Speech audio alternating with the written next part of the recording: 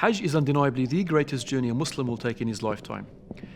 It's a journey of self-discovery, sacrifice, and above all, obedience and servitude to God Almighty. But Dad, how did Hajj all begin? It all began in the time of Prophet Ibrahim alayhi salam. In his older years, Ibrahim was commanded by Allah to take his wife Hajar and his newborn son Ismail to live in the barren desert plains of Makkah, only to leave them with nothing more than dates and water. As Ibrahim began to leave, his wife Hajar emotionally cries out, "To where are you going? To whom will you leave us?" She frantically repeats this again and again until she asks, "Allahu amaraka bihadha?" Has Allah subhanahu wa ta'ala commanded you to do this? To which Ibrahim alayhi salam replies, "Yes." And being a noble woman of God, she replies, "If that is the case, then Allah subhanahu wa ta'ala will not let us down." So with her complete and utter reliance on God, Hajar began to search for a means of sustenance.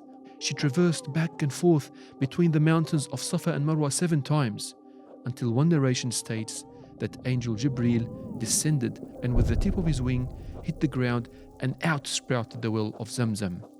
This miraculous event is encapsulated in the sa'i, or the running between Safa and Marwa that Muslims perform in the days of Hajj. A few years later, Ibrahim returned to reunite with his beloved wife and son Ismail.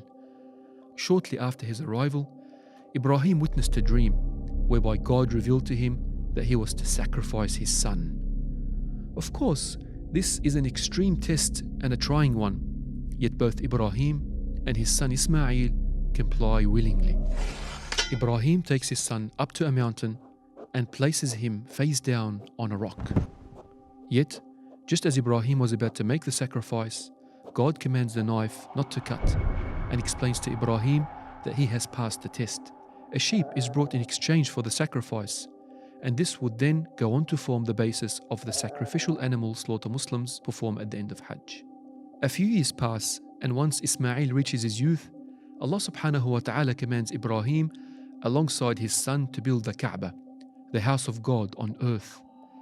Upon the completion of this monumental task, Allah subhanahu wa ta'ala commands Ibrahim to call the people to perform the pilgrimage of Hajj. Bear in mind that this is still in the middle of the desert and the city of Makkah is still extremely small. Yet once again, in sheer obedience of God, Ibrahim fulfills and calls the people. Today, the very call has been answered.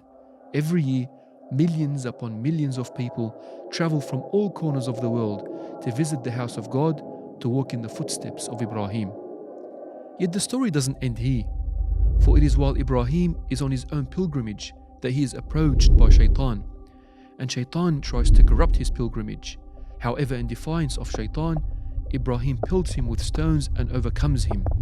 And this event has been embodied in the Rami, whereby Muslims symbolically cast away Satan by pelting these same areas with stones.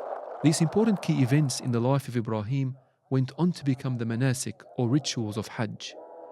In one way or another, we can see that Hajj is in fact a celebration of the life of Ibrahim and an embodiment of his path. Allah subhanahu wa ta'ala commands the believers in the Quran to follow the path of Ibrahim, فَاتَّبِعُوا مِلَّةَ إِبْرَاهِيمَ. And just like that, come every year for Hajj, Muslims walk in the footsteps of one of the greatest men to ever live, Ibrahim. May the peace and blessings of Allah be upon Ibrahim, his family, and the noble messenger Muhammad sallallahu alayhi wa sallam. If you enjoyed this video and everything else that OnePath does and would like to see us produce more content, then please support us. Go to www.onepaathnetwork.com. You can support us from as little as $1 a day. Much love and appreciation, and may Allah bless you all.